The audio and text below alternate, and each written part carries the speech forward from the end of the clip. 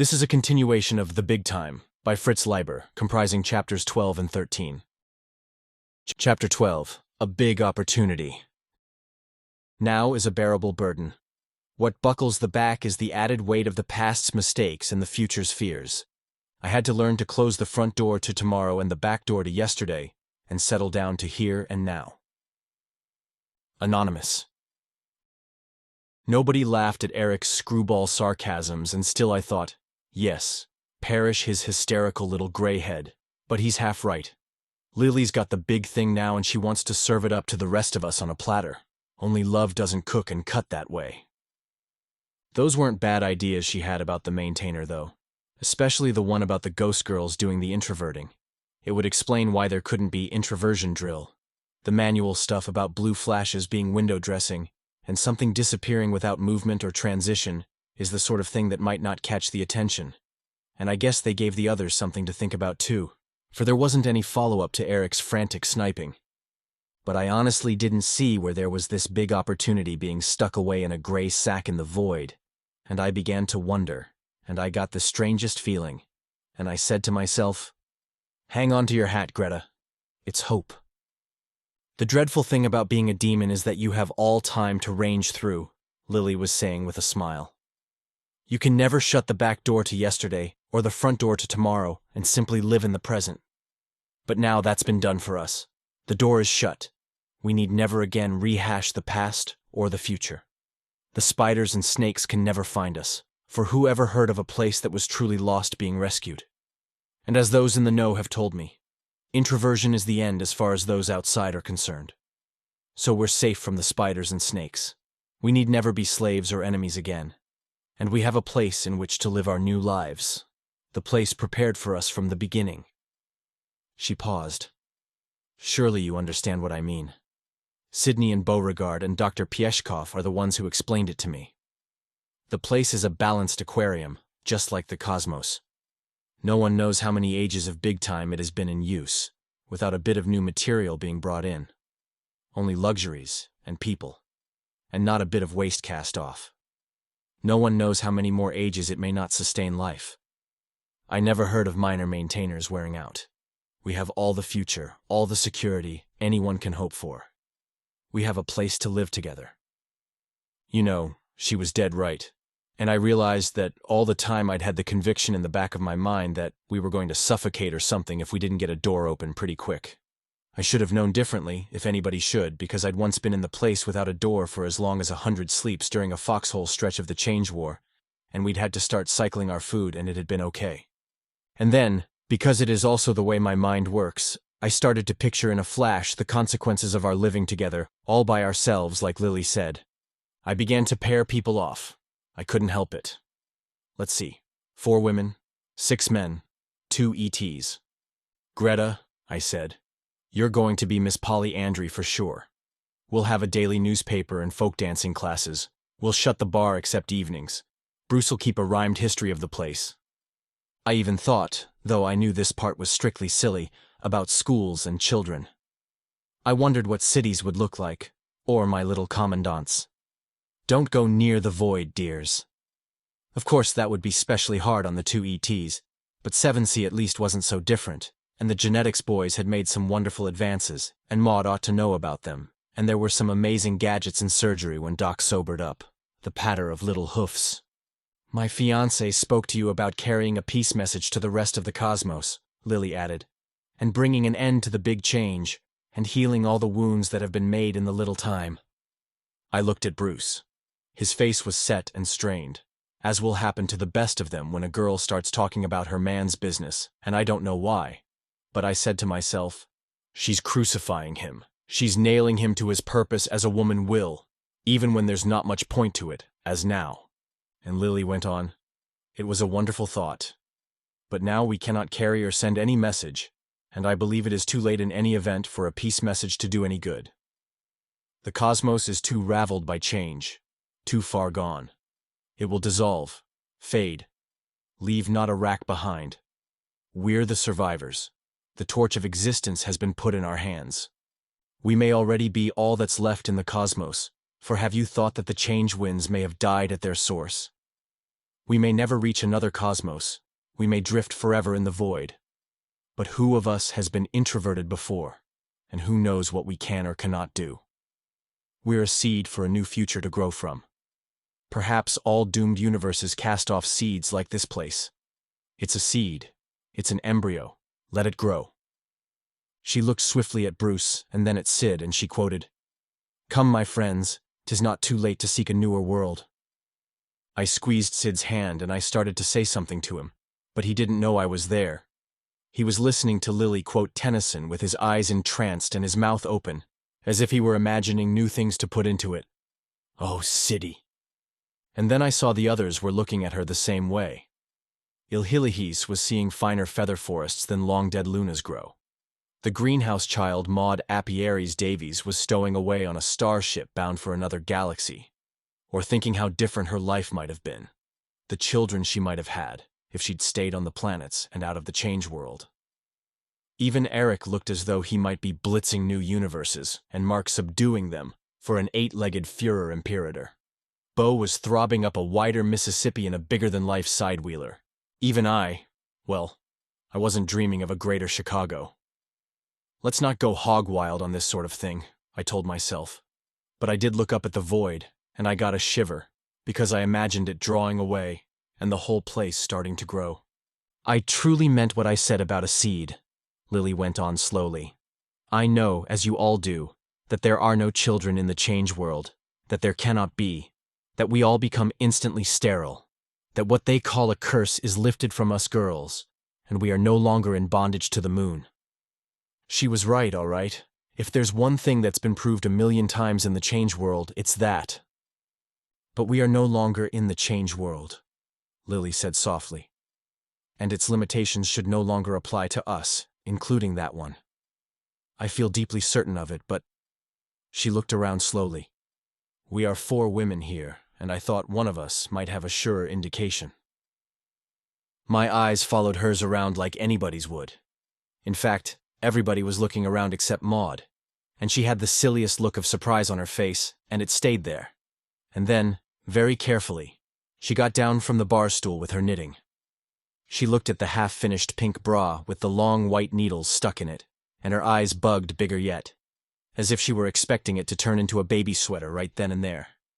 Then she walked across the place to Lily and stood beside her. While she was walking, the look of surprise changed to a quiet smile. The only other thing she did was throw her shoulders back a little. I was jealous of her for a second, but it was a double miracle for her, considering her age, and I couldn't grudge her that. And to tell the truth, I was a little frightened too. Even with Dave, I'd been bothered about this business of having babies. Yet I stood up with Siddy. I couldn't stop myself, and I guess he couldn't either. And hand in hand we walked to the control divan. Bo and 7C were there, and Bruce, of course, and then, so help me. Those soldiers to the death, KB and Mark, started over from the bar, and I couldn't see anything in their eyes about the greater glory of Crete and Rome, but something, I think, about each other. And after a moment, Illy slowly detached himself from the piano and followed, lightly trailing his tentacles on the floor. I couldn't exactly see him hoping for little Illies in this company, unless it was true what the joke said about Lunans. But maybe he was being really disinterested, and maybe he wasn't. Maybe he was simply figuring that Illy ought to be on the side with the biggest battalions. I heard dragging footsteps behind us, and here came Doc from the gallery, carrying in his folded arms an abstract sculpture as big as a newborn baby. It was an agglomeration of perfect shiny gray spheres the size of golf balls, shaping up to something like a large brain, but with holes showing through here and there. He held it out to us like an infant to be admired, and worked his lips and tongue, as if he were trying very hard to say something, though not a word came out that you could understand. And I thought, Maxi Alexevich may be speechless drunk and have all sorts of holes in his head, but he's got the right instincts, bless his soulful little Russian heart. We were all crowded around the control divan like a football team huddling. The Peace Packers, it came to me. 7C would be fullback or center, and Illy left end. What a receiver. The right number too. Eric was alone at the bar, but now even he... Oh no, this can't be, I thought. Even he came toward us. Then I saw that his face was working the worst ever. He stopped halfway and managed to force a smile. But it was the worst, too. That's my little commandant, I thought. No team spirit. So now Lily and Bruce, yes, and Grossmutterchen Maud, have their little nest, he said, and he wouldn't have had to push his voice very hard to get a screech. But what are the rest of us supposed to be? Cowbirds. He crooked his neck and flapped his hands and croaked, "Cuckoo! Cuckoo!" And I said to myself, I often thought you were crazy, boy, but now I know. Teufelsdreck. Yes, devil's dirt. But you all seem to be infected with this dream of children. Can't you see that the change world is the natural and proper end of evolution? A period of enjoyment and measuring, an ultimate working out of things, which women call destruction. Help! I'm being raped. Oh, what are they doing to my children? But which men know as fulfillment? You're given good parts in Götterdämmerung, and you go up to the author and tap him on the shoulder and say, "Excuse me, Herr Wagner, but this Twilight of the Gods is just a bit morbid. Why don't you write an opera for me about the little ones, the dear little blue-eyed curly tops? A plot? Oh, boy meets girl and they settle down to breed, something like that.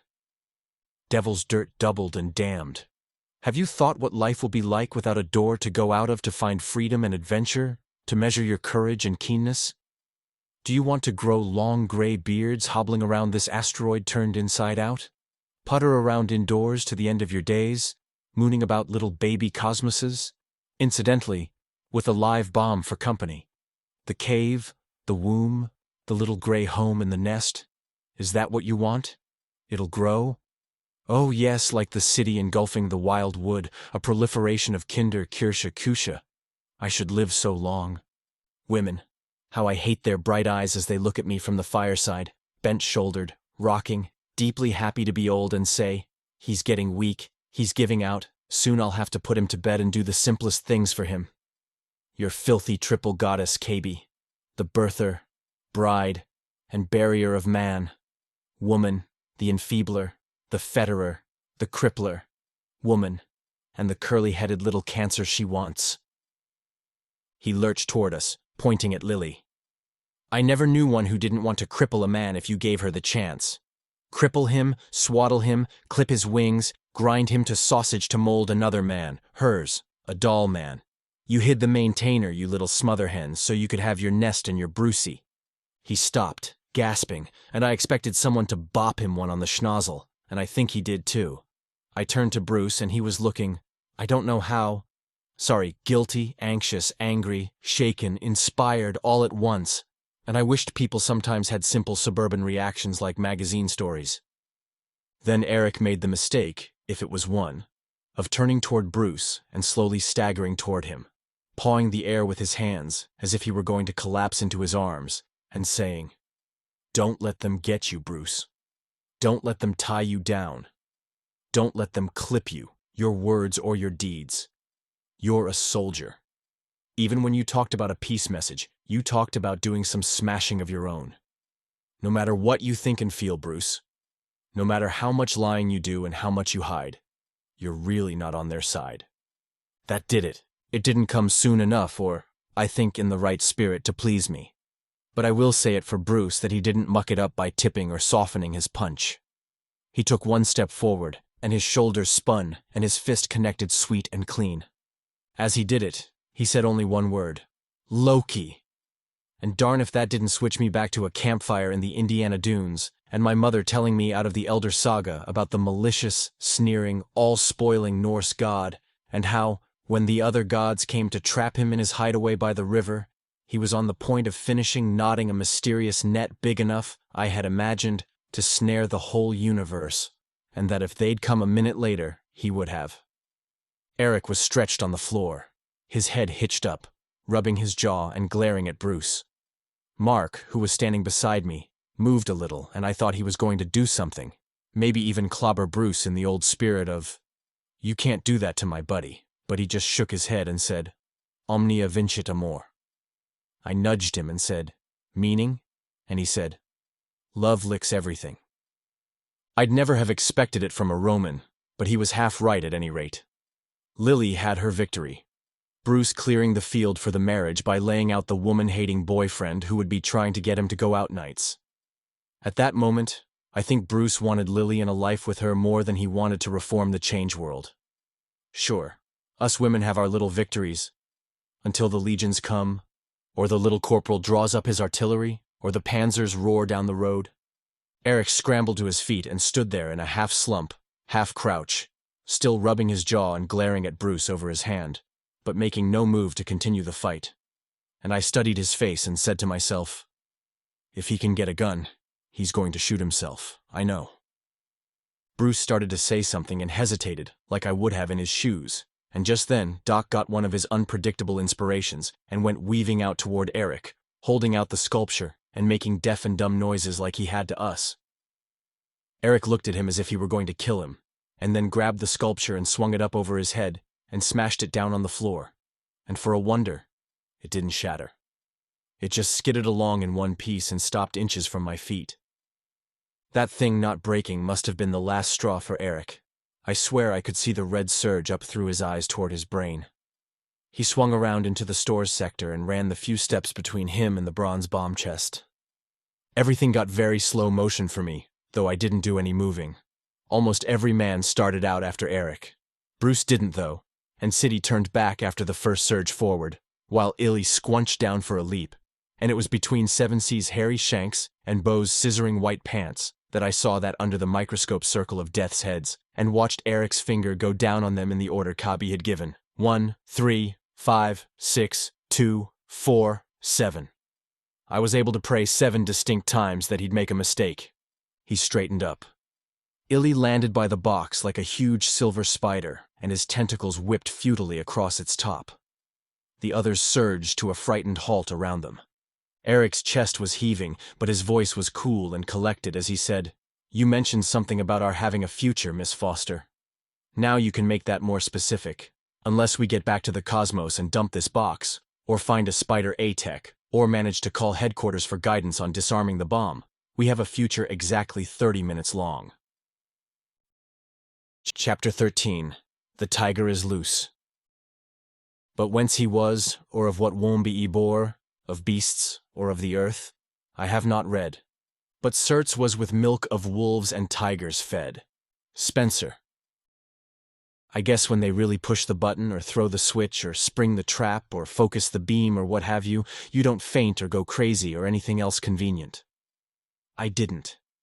Everything, everybody, every move that was made, every word that was spoken, was painfully real to me, like a hand twisting and squeezing things deep inside me, and I saw every least detail spotlighted and magnified like I had the 7 skulls. Eric was standing beyond the bomb chest. Little smiles were ruffling his lips. I'd never seen him look so sharp. Illy was beside him, but not on his side. You understand?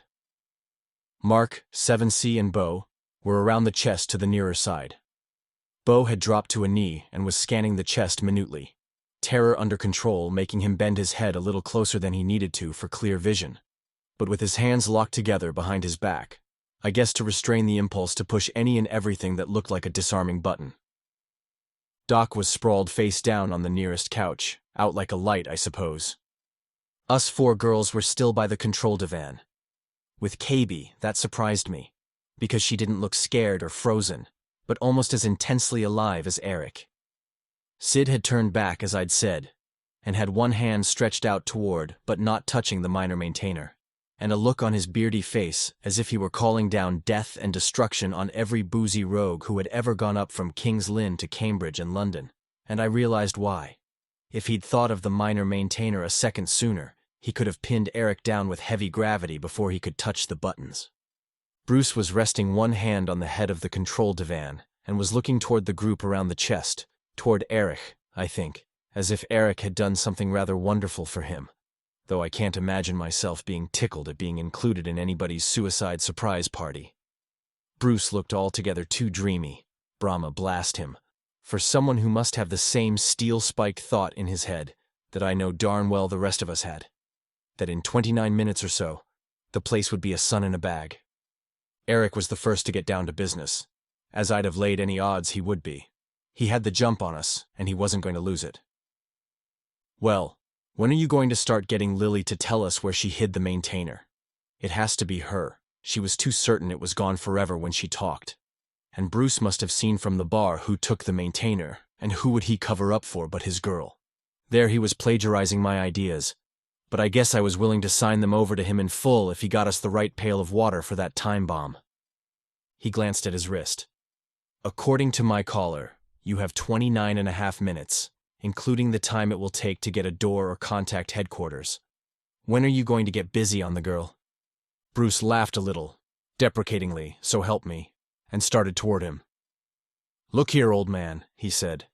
There's no need to trouble Lily, or to fuss with headquarters, even if you could. Really not at all.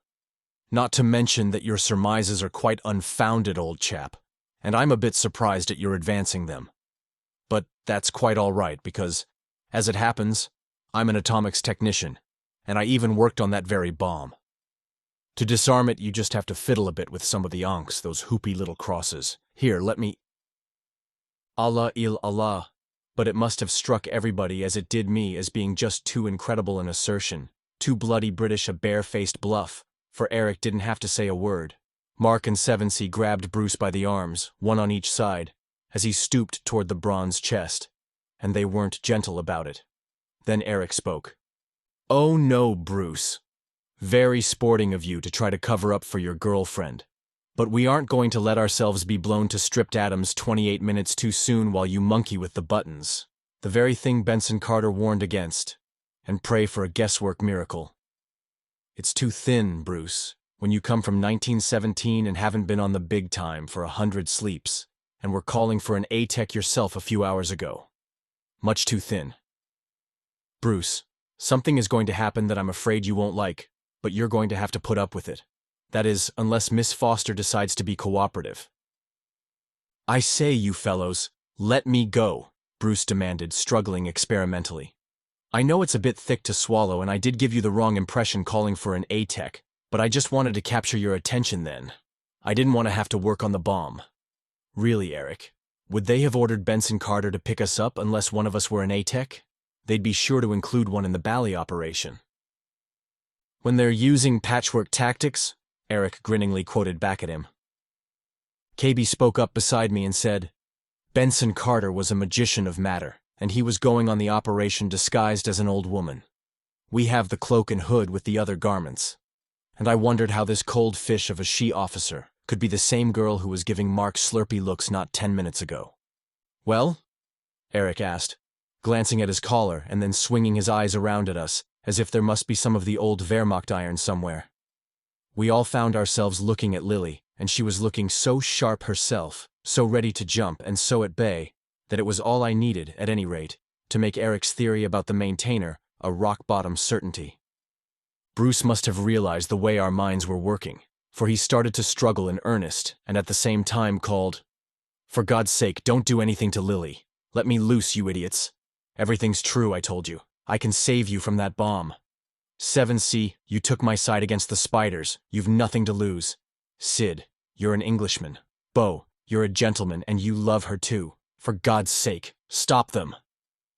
Bo glanced up over his shoulder at Bruce and the others surging around close to his ankles, and he had on his poker face. Sid, I could tell, was once more going through the purgatory of decision. Bo reached his own decision first, and I'll say it for him that he acted on it fast and intelligently. Right from his kneeling position, and before he'd even turned his head quite back, he jumped Eric. But other things in this cosmos besides man can pick sides and act fast. Illy landed on Bo midway and whipped his tentacles around him tight, and they went wobbling around like a drunken white and silver barber pole. Bo got his hands each around a tentacle, and at the same time his face began to get purple, and I winced at what they were both going through. Maybe 7C had a hoof in Sid's purgatory, because Bruce shook loose from the satyr and tried to knock out Mark. But the Roman twisted his arm and kept him from getting in a good punch. Eric didn't make a move to mix into either fight, which is my little commandant all over. Using his fists on anybody but me is beneath him. Then Sid made his choice. But there was no way for me to tell what it was, for as he reached for the minor maintainer, KB contemptuously snatched it away from his hands and gave him a knee in the belly that doubled me up in sympathy and sent him sprawling on his knees toward the fighters. On the return, KB gave Lily, who'd started to grab too, an effortless backhand smash that set her down on the divan. Eric's face lit up like an electric sign, and he kept his eyes fixed on KB. She crouched a little, carrying her weight on the balls of her feet and firmly cradling the minor maintainer in her left arm, like a basketball captain planning an offensive. Then she waved her free hand decisively to the right. I didn't get it. But Eric did, and Mark too, for Eric jumped for the refresher sector and Mark let go of Bruce and followed him, ducking around 7C's arms, who was coming back into the fight on which side I don't know. Illy unwhipped from Bo and copied Eric and Mark with one big spring. Then KB twisted a dial as far as it would go, and Bruce, Bo, 7C, and poor City were slammed down and pinned to the floor by about 8 gravities. It should have been lighter near us. I hoped it was, but you couldn't tell from watching City. He went flat on his face, spread-eagled, one hand stretched toward me so close I could have touched it, but not let go. And his mouth was open against the floor and he was gasping through a corner of it and I could see his spine trying to sink through his belly. Bruce just managed to get his head and one shoulder up a bit, and they all made me think of a door illustration of the Inferno, where the cream of the damned are frozen up to their necks in ice in the innermost circle of hell. The gravity didn't catch me, although I could feel it in my left arm. I was mostly in the refresher sector, but I dropped down flat too, partly out of a crazy compassion I have, but mostly because I didn't want to take a chance of having Cabby knock me down. Eric, Mark, and Illy had got clear and they headed toward us. Maud picked the moment to make her play. She hadn't much choice of times if she wanted to make one. The old girl was looking it for once, but I guess the thought of her miracle must have survived alongside the fear of sacked son and must have meant a lot to her, for she launched out fast, all set to straight-arm KB into the heavy gravity and grab the minor maintainer with the other hand. This concludes the 6th part of 7 total of The Big Time, by Fritz Leiber, produced by Best Audiobooks for free.